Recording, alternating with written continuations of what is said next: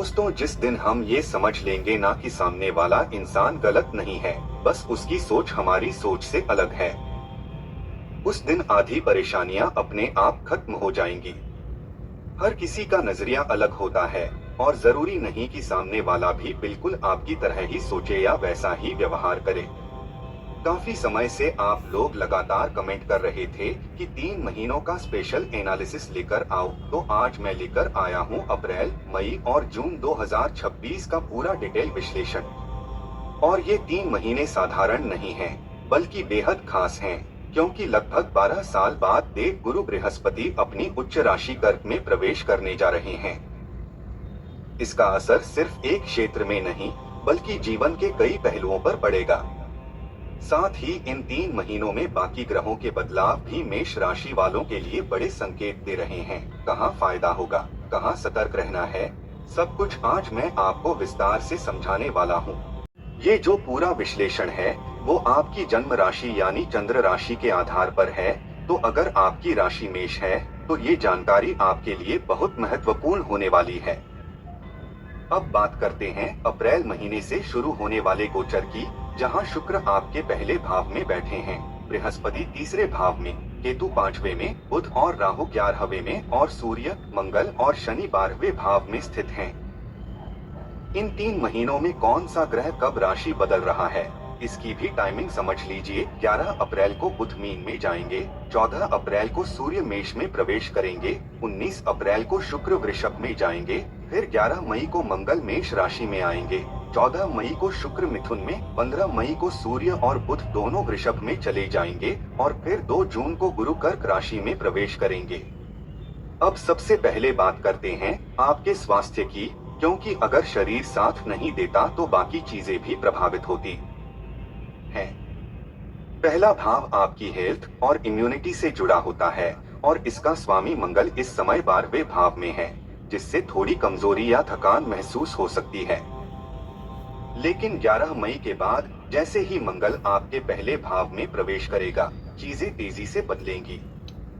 आपकी ऊर्जा बढ़ेगी, इम्यून सिस्टम मजबूत होगा और जो लोग बार बार सर्दी, खांसी, सिरदर्द या थकावट से परेशान थे, उन्हें राहत मिलने लगेगी। 11 मई से पहले थोड़ा ध्यान रखना जरूरी है, लेकिन उसके बाद आपकी ताकत और आत्मविश्वास दोनों ही बढ़ते नजर आएंगे। इसके बाद 21 जून को मंगल दूसरे भाव में जाएंगे, जिससे परिवार से जुड़ी खुशखबरी मिल सकती है। आप अपने परिवार के साथ समय बिताने या कहीं बाहर जाने का प्लान बना सकते हैं और रिश्तों में भी मजबूती देखने को मिलेगी। चलिए अब आगे बढ़ते हैं और बात करते हैं आपकी पढ़ाई और करियर ग्रोथ की, क्योंकि ये भी आपके जीवन का बहुत अहम हिस्सा है। देखिए, आपके पंचम भाव के स्वामी सूर्य हैं और सूर्य की स्थिति यहाँ बहुत कुछ तय करने वाली है।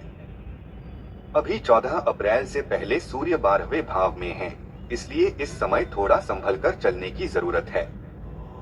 खासकर अगर आप किसी प्रतियोगी परीक्षा की तैयारी कर रहे हैं या किसी सरकारी एग्जाम की ओर बढ़ रहे हैं, तो इस दौरान फोकस बनाए रखना बहुत जरूरी है। 14 अप्रैल से पहले कोशिश करें कि किसी भी तरह के विवाद, राजनीति या बेवजह के आरोप प्रत्यारोप से दूर रहें। अगर आपको कहीं अपनी बात रखनी है, प्रेजेंटेशन देना है या स्टेज पर जाकर कुछ बोलना है, तो थोड़ा इंतजार करना आपके लिए फायदेमंद रहेगा। 14 अप्रैल के बाद जैसे ही सूर्य आपके पहले भाव में प्रवेश करेंगे, आपकी पर्सनैलिटी में एक अलग चमक दिखाई देगी। खास तौर पर जो लोग सरकारी क्षेत्र में हैं या सरकारी नौकरी की तैयारी कर रहे हैं, उनके लिए ये समय उपलब्धियों और सराहना लेकर आ सकता है। आपकी मेहनत दिखेगी, लोग आपको नोटिस करेंगे और आत्मविश्वास भी बढ़ेगा। लेकिन इसके साथ एक बात का ध्यान रखना जरूरी है कि इस दौरान आपके स्वभाव में थोड़ा अहंकार या गुस्सा भी आ सकता है, जो कभी कभी आपकी छवि पर असर डाल सकता है। यह स्थिति लगभग 14 अप्रैल से लेकर 15 जून तक बनी रह सकती है। इसके बाद सूर्य दूसरे भाव में जाएंगे, जहां आपकी वाणी में थोड़ी तीखापन आ सकता है, इसलिए बोलते समय संयम रखना जरूरी होगा। हालांकि यही समय आपको आगे बढ़ने, नई उपलब्धियां हासिल करने और खासकर सरकारी या प्रशासनिक क्षेत्रों में सफलता दिलाने की क्षमता भी रखता है। अब अगर पढ़ाई की बात करें तो 14 अप्रैल के बाद का समय काफी सपोर्टिव नजर आ रहा है, और 2 जून के बाद जब बृहस्पति आपके चौथे भाव में आएंगे, तब ज्ञान, समझ और सीखने की क्षमता में जबरदस्त बढ़ोतरी देखने को मिलेगी। अब बात कर लेते हैं आपकी लव लाइफ की, क्योंकि ये भी हर किसी के लिए जानना जरूरी होता है।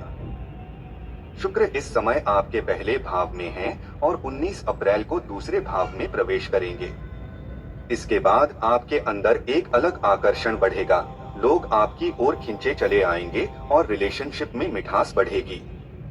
अगर आप अभी सिंगल हैं, तो 19 अप्रैल से लेकर 14 मई से पहले तक का समय नए रिश्ते बनने या किसी खास से जुड़ने के लिए काफी अच्छा संकेत दे रहा है। लेकिन 14 मई से लेकर 8 जून के बीच थोड़ा सावधान रहने की जरूरत है, क्योंकि इस दौरान छोटी छोटी बातों पर मतभेद या बहस हो सकती है। हालांकि 8 जून के बाद स्थिति फिर से बेहतर होती दिख रही है, जहां आप दोनों के बीच समझदारी बढ़ेगी, पुरानी गलतियों को समझने का मौका मिलेगा और रिश्ता फिर से मजबूत हो सकता है।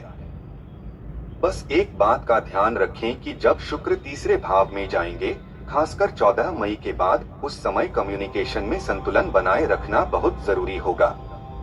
अब अगर पूरे समय को ओवरऑल देखें तो शनि इस समय आपके 12वें भाव में है और 7.5 का प्रभाव चल रहा है, जिससे कभी कभी ओवरथिंकिंग बढ़ सकती है, बिना सोचे समझे कुछ बोल देना या छोटी छोटी बातों पर गुस्सा आना भी संभव है। इसका असर परिवार के माहौल पर भी पड़ सकता है, इसलिए खुद को थोड़ा कंट्रोल में रखना जरूरी होगा। साथ ही शनि की दृष्टि दूसरे भाव पर होने के कारण दांत, गले या बोलने से जुड़ी छोटी परेशानियां भी हो सकती हैं, जिनका ध्यान रखना चाहिए। लेकिन जैसा पहले बताया, 11 मई के बाद जब मंगल आपके पहले भाव में आएंगे, तो आपकी सेहत में तेजी से सुधार होगा और रिकवरी बहुत फास्ट होगी, जिससे चिंता करने की ज्यादा जरूरत नहीं रहेगी। चलिए अब आगे बढ़ते हैं और बात करते हैं आपके भाग्य और करियर की, लेकिन उससे पहले एक नजर डालते हैं आपके वैवाहिक जीवन पर, क्योंकि यह भी जीवन का बेहद अहम हिस्सा होता है। देखिए, आपके 7वें भाव के स्वामी शुक्र इस समय आपके पहले भाव में बैठे हैं, जो यह संकेत देता है कि आप अपने रिश्ते को महत्व देने वाले इंसान हैं, अपने जीवन साथी का साथ निभाने वाले हैं। लेकिन जैसे ही 14 अप्रैल के बाद सूर्य और फिर 11 मई को मंगल आपके पहले भाव में आएंगे, आपके स्वभाव में थोड़ी तीव्रता आ सकती है। कभी कभी आप अनजाने में हावी होने की कोशिश कर सकते हैं या बात करते समय थोड़ा कठोर हो सकते हैं। दिल से आप अपने पार्टनर का पूरा ख्याल रखेंगे, हर परिस्थिति में साथ देंगे, लेकिन बीच बीच में गुस्से या जल्दबाजी की वजह से छोटी छोटी नोकझोंक हो सकती है। खास तौर पर 14 अप्रैल से लेकर मध्य मई तक आपको अपनी वाणी और व्यवहार पर थोड़ा नियंत्रण रखना होगा, क्योंकि यही एक चीज है जो आपके रिश्ते को ऊपर नीचे कर सकती है। अगर आप इस समय धैर्य बनाए रखते हैं, तो वैवाहिक जीवन काफी संतुलित और सुखद बना रहेगा। अब अगर परिवार बढ़ाने या फैमिली प्लानिंग की बात करें, तो अप्रैल का महीना भी अच्छा है, लेकिन 19 अप्रैल से लेकर 20 मई के बीच का समय और भी ज्यादा अनुकूल दिखाई देता है। इस दौरान आप अपने जीवन साथी के साथ मिलकर भविष्य की योजनाएं बना सकते हैं, कहीं घूमने फिरने का प्लान कर सकते हैं या परिवार के साथ कुछ खास पल बिताने का मौका मिल सकता है। अब बात करते हैं करियर और भाग्य की, क्योंकि यहाँ पर असली बदलाव देखने को मिलेगा। आपके भाग्य के स्वामी बृहस्पति 2 जून तक तीसरे भाव में रहकर आपकी किस्मत को सपोर्ट कर रहे हैं और अपनी दृष्टि से भाग्य स्थान को मजबूत बना रहे हैं, जिससे आपको धीरे धीरे आगे बढ़ने का मौका मिल रहा है। लेकिन असली खेल 2 जून के बाद शुरू होगा, जब बृहस्पति आपके चौथे भाव में प्रवेश करेंगे और वहां से आपके कर्म स्थान यानी 10वें भाव पर दृष्टि डालेंगे। यह स्थिति आपके लिए एक मजबूत राजयोग जैसी बन सकती है, जहां किस्मत और मेहनत दोनों साथ मिलकर आपको आगे बढ़ाएंगे।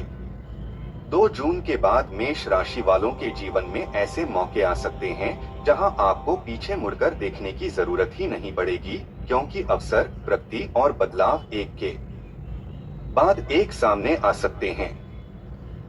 हालांकि शनि की 7.5 का प्रभाव चल रहा है, इसलिए अगर आपकी कुंडली में शनि की स्थिति कमजोर है तो बीच बीच में बेवजह के खर्चे, रिश्तों में दूरी या दोस्तों और परिवार के साथ मतभेद जैसी स्थितियां बन सकती हैं।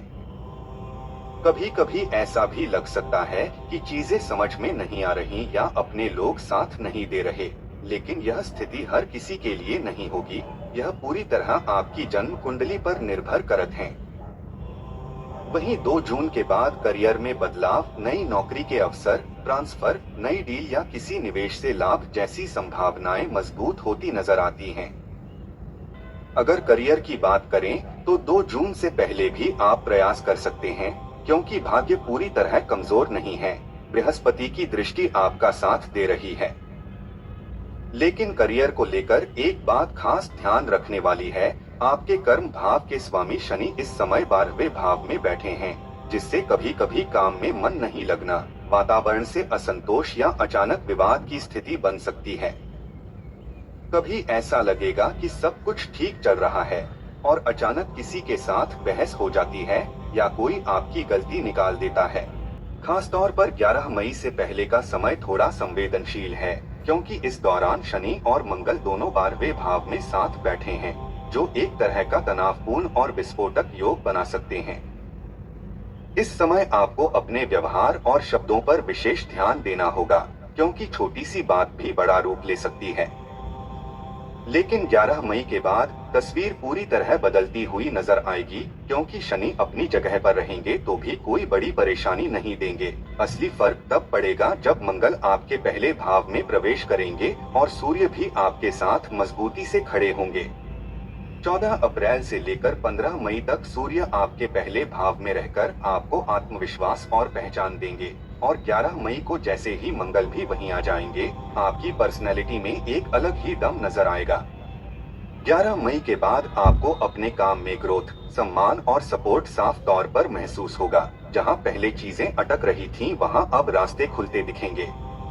इसके बाद 2 जून का समय तो और भी खास हो जाता है, क्योंकि बृहस्पति आपके चौथे भाव में आकर आपके 10वें भाव को देखेंगे, जिससे करियर में जबरदस्त सुधार के संकेत मिलते हैं। 11 मई के बाद से ही चीजें बेहतर होनी शुरू हो जाएंगी, लेकिन 2 जून के बाद जो बदलाव आएगा वो आपको एक अलग ही लेवल पर ले जा सकता है। अगर आप नौकरी को लेकर इंतजार कर रहे हैं तो 11 मई से लेकर जून के बीच का समय बहुत मजबूत संभावनाएं लेकर आ रहा है, जहां नई जॉब या बेहतर अवसर मिल सकते हैं। अब अगर बिजनेस की बात करें तो यहाँ पर भी स्थिति ठीक ठाक से अच्छी की ओर जाती दिख रही है। बुध और राहु की स्थिति आपको नए आइडियाज और प्लानिंग में मदद करेगी, लेकिन साथ ही खर्चों पर ध्यान देना बहुत जरूरी होगा। 19 अप्रैल के बाद जब शुक्र आपके दूसरे भाव में आएंगे तो धन आने के योग भी बनेंगे, लेकिन 14 मई से लेकर 8 जून के बीच का समय ऐसा है जहां खर्चे बढ़ सकते हैं। खासकर लाइफस्टाइल, घूमने फिरने या शौक की चीजों पर पैसा ज्यादा निकल सकता है, इसलिए इस समय थोड़ा संतुलन बनाकर चलना जरूरी होगा। बाकी समय में बिजनेस में ग्रोथ के संकेत हैं, खासकर जब बुध आगे जाकर आपकी सहायता करेंगे तो आपको नए मौके मिल सकते हैं। अब अंत में कुछ सरल उपाय की बात कर लेते हैं, ताकि आप इस समय का और बेहतर लाभ उठा सकें। नियमित रूप से हनुमान चालीसा का पाठ करें, क्योंकि बजरंगबली की कृपा आपके लिए बहुत सहायक रहेगी। मंगल को मजबूत करने के लिए ओम क्रां क्रीं क्रौं सः भौमाय नमः मंत्र का जाप करें, और शनि की शांति के लिए ओम प्रां प्री प्रौं सः शनैश्चराय नमः का जप जरूर करें। अगर आपकी कुंडली में शनि कमजोर हैं, तो शनिवार के दिन काले वस्त्र या काली वस्तुओं का दान करना लाभकारी रहेगा। साथ ही रोज सुबह उगते हुए सूर्य को जल अर्पित करें, इससे सकारात्मक ऊर्जा बढ़ेगी और जीवन में स्थिरता आएगी। अगर आपको ये जानकारी उपयोगी लगी हो तो वीडियो को लाइक जरूर करें, अपने दोस्तों के साथ शेयर करें और ऐसे ही जुड़े रहें। हर हर महादेव।